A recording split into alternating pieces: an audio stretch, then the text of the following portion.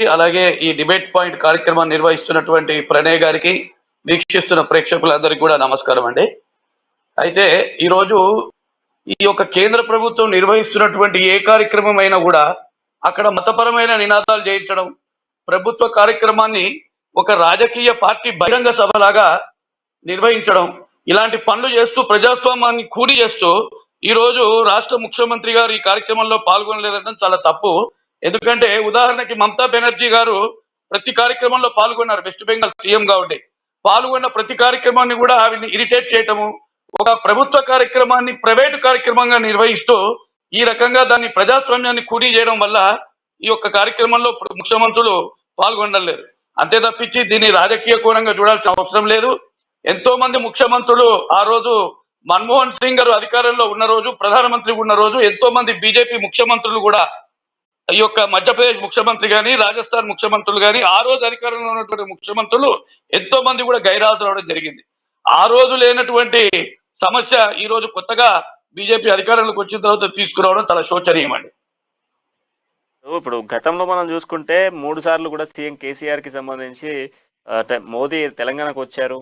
అయితే మొదటిసారి వచ్చినప్పుడు చూసుకుంటే కోవిడ్ ఆంక్షలు ఉన్నాయి. కోవిడ్ ఆంక్షలు ఉన్న నేపథ్యంలోనే కొంత పిఎంఓ ఆఫీస్ నుంచే రద్దు చేయడం జరిగింది. సో తర్వాత 2 సార్లు కూడా ఏదైతే మనం చూసుకుంటే ఎస్బీఐ స్కూల్ కి సంబంధించి కావచ్చు, అదేవిధంగా సింగరేణికి సంబంధించినటువంటి ఇష్యూస్ లో మనం చూసుకుంటే మనకు గోదావరి కన్లో ఫర్టిలైజర్ ఫ్యాక్టరీకి సంబంధించినటువంటి ఇష్యూస్లలో కూడా మనం చూసుకోవచ్చు. ఈ రెండింటికి సంబంధించి ఈ 2 ఇష్యూస్లలో కూడా సీఎం కేసీఆర్ హాజరు కాలేదు. సో ఈసారి అఫీషియల్ గా కూడా తెలంగాణ అభివృద్ధికి సంబంధించినటువంటి అంశాలలో సీఎం కేసీఆర్ ని పిలిచినప్పటికీ కూడా రావట్లేదు అని చెప్పేసి బీజేపీ పార్టీ వ్యతిరేకిస్తా ఉంది.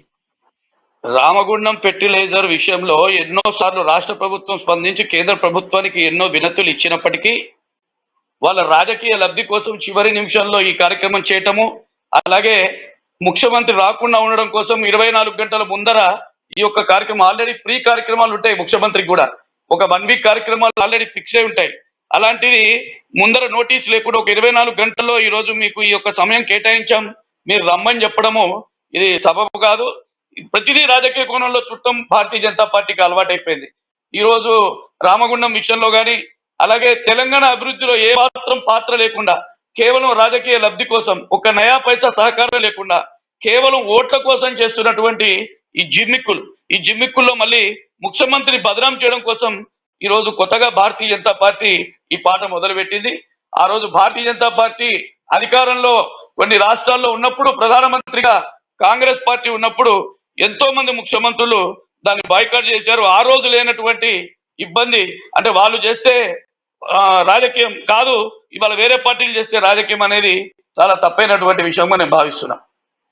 మాధవ్ గారు, ఇప్పుడు మోదీ ఒకవైపు తెలంగాణకు వస్తున్న నేపథ్యంలోనే కావాలని సీఎం కేసీఆర్ సింగరేణి కార్మికులతో ధర్నా చేపించడానికి ప్రయత్నిస్తా ఉన్నాడు. 51% రాష్ట్ర ప్రభుత్వాన్ని వాటా ఉన్నప్పుడు ప్రైవేటీకరణ మేమే ఎందుకు చేస్తా ఉన్నాం, రాష్ట్ర ప్రభుత్వం ప్రైవేటీకరణ చేసే దిశగా ముందుగా చూస్తా ఉంది అని చెప్పేసి కేంద్ర ప్రభుత్వం చెప్తా ఉంది. కానీ రాష్ట్ర ప్రభుత్వం మాత్రం కేవలం ఈ రోజు చూస్తే సింగరేణి ప్రైవేటీకరణకు సంబంధించి ఈ రోజు పెద్ద ఎత్తున కూడా నిరసన కార్యక్రమం చేసేందుకు సింగరేణి కార్మికులకు పెద్ద ఎత్తున కూడా పోగు చేస్తా ఉన్నారు. రేపు ఖమ్మం జిల్లా వేదికకు కూడా ఖమ్మం జిల్లాలో ఉన్నటువంటి బీఆర్ఎస్ ఎమ్మెల్యేలతోని పెద్ద ఎత్తున నిరసన వ్యక్తం చేసేందుకు ప్రయత్నాలు చేస్తుంది బీఆర్ఎస్ అని చెప్పేసి బీజేపీ వ్యతిరేకిస్తా ఉంది. సో అంతేకాకుండా ఇంకొక అంశాన్ని చూస్తే రేపు మోదీ రాకకు సంబంధించి పెద్ద ఎత్తున హైదరాబాద్ తో పాటుగా రాష్ట్ర వ్యాప్తంగా కూడా బీఆర్ఎస్ శ్రేణులు ఆందోళన చేయాలని చెప్పేసి ఇంటర్నల్ గా మంత్రాలు జరుగుతున్నాయి అని చెప్పేసి ఇప్పుడు బీజేపీ చెప్తా ఉంది.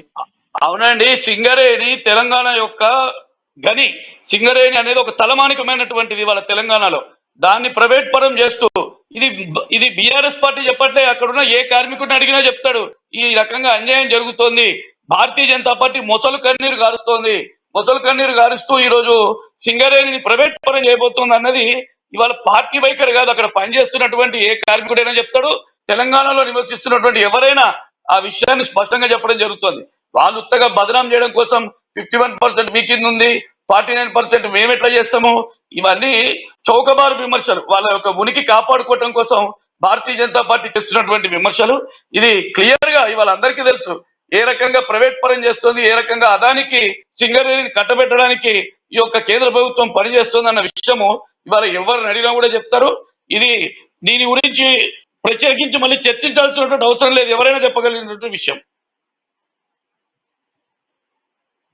ఎస్, ఒక మనం చూద్దాం ఇప్పుడు చర్చిద్దాం. మనతో పాటుగా డిబేట్ కి సంబంధించి బీజేపీ నేతలు కూడా పాల్గొనబోతున్నారు. ఒక చిన్న బ్రేక్ తీసుకుందాం. చిన్న బ్రేక్ తీసుకున్న తర్వాత మళ్ళీ డిబేట్ కొనసాగిద్దాం. సో అంటిల్ నేను చూస్తున్నాను.